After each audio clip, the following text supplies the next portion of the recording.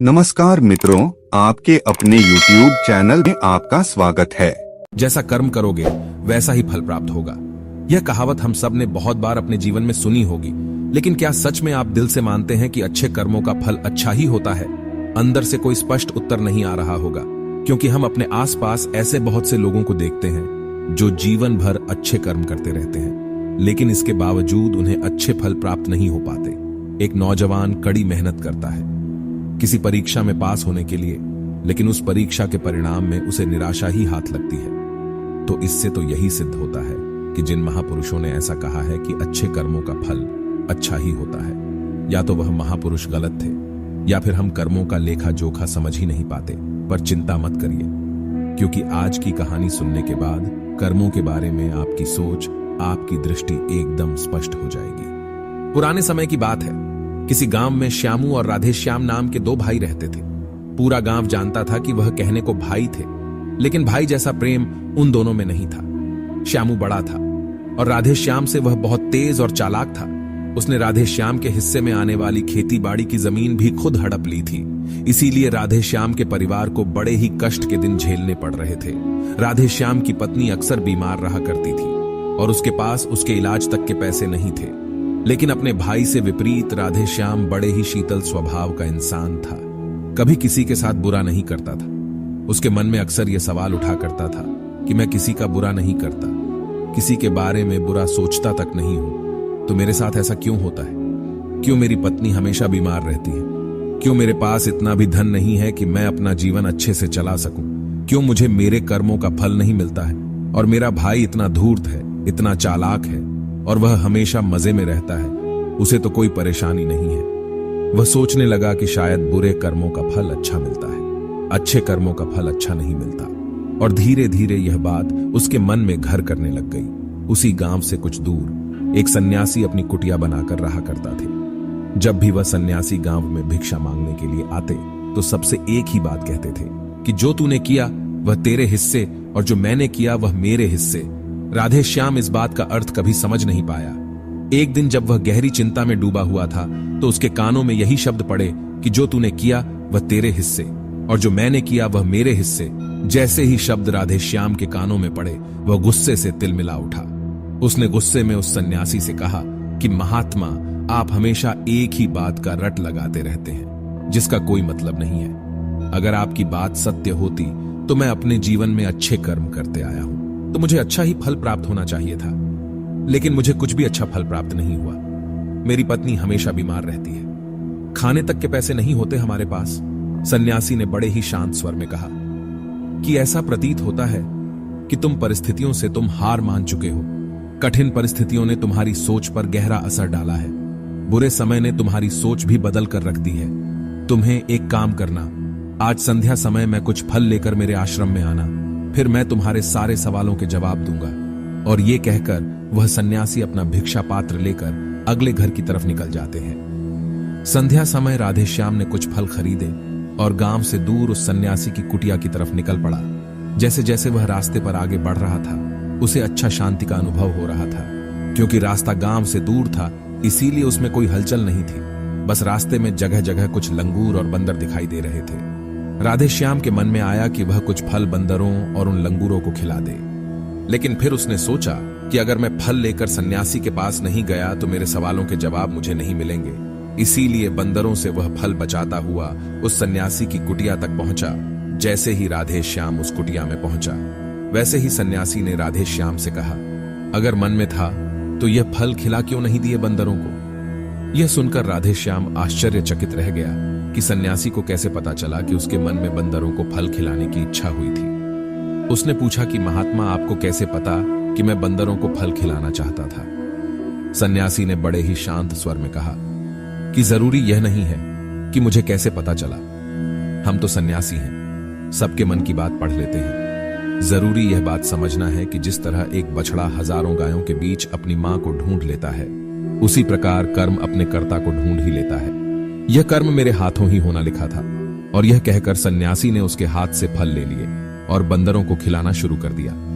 राधेश्याम इस बात का मतलब समझ नहीं पाया, इसीलिए उसने उस सन्यासी से सवाल किया कि महात्मा, मैं आपकी बात का आशय समझ नहीं पाया। कृपया करके मुंह अज्ञानी को इसका मतलब समझाने की अनुकंपा करें। सन्यासी ने बड़े ही शांत स्वर में कहना शुरू किया कि मनुष्य को हमेशा यही लगता है कि वही करने वाला है, वही करता है और वही कर्म करेगा। लेकिन समझने की बात यह होती है कि कर्म आपका खुद चुनाव करता है, आप कर्म का चुनाव नहीं करते। अगर आप किसी कर्म को करने के योग्य हैं तो हजारों लोगों के बीच में से कर्म आपको अपने आप ढूंढ कर निकाल लेगा। इसीलिए योग्य बनने पर ध्यान दो, कर्म करने पर ध्यान मत दो। अगर तुम सिर्फ कर्म करने पर ध्यान दोगे तो कभी योग्य नहीं बन पाओगे। योग्य बनने के लिए जिन कर्मों की आवश्यकता होती है, पहले उन छोटे छोटे कर्मों को करना शुरू करो, और जब तुम योग्य बन जाओगे तो बड़ा कर्म, या कहें कि मुख्य कर्म, या फिर जिस कर्म के लिए तुम बने हुए हो वह कर्म तुम्हारे पास खुद चलकर आएगा। उदाहरण के लिए तुम इन बंदरों को देखो। इन बंदरों ने छोटे छोटे कर्म करके पेड़ों पर चढ़ना सीखा, गुलाटियां लगाना सीखा, और इसी प्रकार छोटे छोटे कर्म करते हुए यह मुझ तक पहुंच गए, और मुझ तक पहुंचने के बाद इनके पास इनका खाना खुद ही पहुंच गया। इसीलिए अपनी रोजमर्रा की जिंदगी में छोटे छोटे कर्म करते हुए अपने आप को योग्य बना दो, और जब तुम योग्य बन जाओगे तो अपने आप बड़ा लक्ष्य तुम्हें प्राप्त हो जाएगा। सन्यासी ने अगला कथन कहना शुरू किया, जो कि बहुत ही जरूरी था। ध्यान लगाकर सुनना। अगर तुम योग्य बनने के लिए कर्म नहीं करोगे तो दूसरे लोगों के कर्म भी तुम्हें प्रभावित करने लगेंगे। उदाहरण के लिए तुम्हारी पत्नी कई दिनों से बीमार है। तुम अक्सर यही सोचते हो कि मुझे किन कर्मों की सजा मिल रही है, लेकिन समझने की बात यह होती है कि तुम्हारी पत्नी बीमार अपने कर्मों की वजह से है, तुम्हारे कर्मों की वजह से नहीं है। तुम्हारे कर्म तो अच्छे हैं, लेकिन क्या पता तुम्हारी पत्नी के कर्म अतीत में अच्छे ना रहे हो, जिसकी वजह से वह बीमार हो गई हो, और तुम्हारी पत्नी के कर्मों की वजह से तुम्हें भी दुख झेलना पड़ रहा हो। और इसी प्रकार बहुत से मनुष्य अपने बच्चों की वजह से, अपने परिवार की वजह से, इन सब की वजह से कुछ दुख झेल रहे होते हो। लेकिन जरा सोचो, अगर तुम योग्य होते तो तुम अपनी पत्नी का इलाज खुद करवा पाते, और क्या पता अगर तुम योग्य होते तो तुम्हारा किसी दूसरी स्त्री के साथ विवाह हुआ होता जो स्वस्थ होती, लेकिन तुम योग्य नहीं थे। इसीलिए तुम अपनी पत्नी की वजह से खुद दुख झेल रहे हो। अगर तुम योग्य बन जाओगे तो दूसरे लोगों के कर्म तुम्हें प्रभावित नहीं कर पाएंगे। सन्यासी ने राधे श्याम को चेतावनी देते हुए कहा कि याद रखना, आपको वह नहीं मिलता जो आप चाहते हो, बल्कि वह मिलता है जिसके आप योग्य हो। इसीलिए अपनी योग्यता को बढ़ाने पर काम करो, उसके लिए कर्म करो। कर्म का फल पाने के लिए कभी कर्म मत करो। राधे श्याम ने सन्यासी से हाथ जोड़कर एक सवाल पूछा कि महात्मा, मुझे यह बताने की अनुकंपा करें कि मैं अपनी योग्यता किस प्रकार बढ़ा सकता हूं, ताकि मेरा मुख्य कर्म मुझको खुद ढूंढ सके। सन्यासी ने बड़े ही शांत स्वर में कहना शुरू किया कि इसके लिए बड़े ही सरल सरल उपाय होते हैं। सबसे पहला उपाय है कर्म करके भूल जाओ। तुम जो भी कर्म कर रहे हो अपने आप को योग्य बनाने के लिए, उस कर्म को करने के बाद भूल जाओ। यह मत सोचो कि उससे तुम्हें क्या प्राप्त हुआ। इसीलिए कहा जाता है कि कर्म करो, फल की चिंता मत करो। अगर तुम फल की चिंता करोगे तो वास्तविकता में तुम कर्म कर ही नहीं रहे होगे। अक्सर मनुष्य की पीड़ा का यह एक बहुत बड़ा कारण होता है। वह सोचता है कि मैं कर्म तो अच्छे कर रहा हूं, लेकिन मुझे फल प्राप्त नहीं हो रहे हैं, और यहीं पे उसके मन को ठेस पहुंचती रहती है, उसको अपने लक्ष्य से भटकाती रहती है।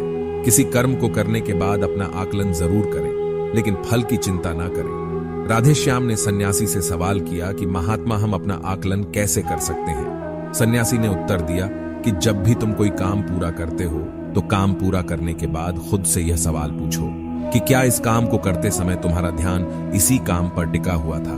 क्या तुम्हारा ध्यान कहीं और भटक रहा था? इस तरह तुम खुद का आकलन कर पाओगे कि तुम कितने ध्यान के साथ उस काम को कर रहे थे, और जितने ध्यान से तुम किसी कर्म को करोगे उतनी ही तुम्हारी योग्यता बढ़ती जाएगी। और अगर तुम यूं ही बस पूरा करने के लिए किसी कर्म को करते रहोगे तो उस कर्म से तुम कभी भी योग्य नहीं बन पाओगे। वह कर्म तो पूरा हो जाएगा, लेकिन उसका फल तुम्हें प्राप्त नहीं होगा। इसीलिए अपना आकलन इस प्रकार करो कि तुम्हारा ध्यान वहां पर टिका हुआ था या नहीं था। क्या तुम्हारे विचार तुम्हें कहीं भटका ले गए थे? और कोशिश करो कि तुम्हारे विचार अगली बार जब तुम यह कर्म करो तो उसी कर्म पर टिके रहे, इधर उधर दूसरी बातों में ना भटके। राधे श्याम ने इस पर एक सवाल पूछा कि महात्मा, जब भी हम कोई कर्म करते हैं तो हमारा मन विचारों से ग्रस्त हो जाता है, वह तरह तरह की बातें सोचने लगता है, तो हम किस तरह अपने मन को एक ही कर्म पर टिकाकर रख सकते हैं? इसके लिए कोई उपाय बताएं। सन्यासी ने इसका उत्तर देते हुए कहना शुरू किया कि जब भी तुम किसी कर्म को करते समय अपना पूरा भाव उसमें डाल देते हो तो तुम्हारे विचार उसी कर्म पर केंद्रित हो जाते हैं। पूरी निष्ठा, प्रेम और सद्भाव के साथ किया गया कर्म तुम्हारे विचारों को इधर उधर भटकने नहीं देता है। विचार तभी तुम्हें दूसरी दिशाओं में बहाकर ले जाते हैं जब तुम उस कर्म को पूरी निष्ठा के साथ नहीं करते, उसमें पूरा प्रेम नहीं डालते, उस काम के प्रति पूरा लगाव नहीं दिखाते। निष्ठा, प्रेम और सद्भाव, यदि यह तीनों चीजें तुम उस क्रम में डाल देते हो तो स्वाभाविक रूप से तुम पूरी तरह उस कर्म में सम्मिलित हो जाते हो और तुम्हारा मन और मस्तिष्क एक ही जगह पर टिका रहता है। सन्यासी ने अपनी बात खत्म करते हुए कहा कि अगर कोई इंसान, कोई मनुष्य इन उपायों का सही तरीके से इस्तेमाल करता है, उनका पालन करता है, तो वह किसी भी कर्म के लिए अपने आप को योग्य बना सकता है। और एक बार अगर वह योग्य बन जाता है तो उसी बछड़े की भांति उसका कर्म उसे अपने आप ढूंढ लेता है।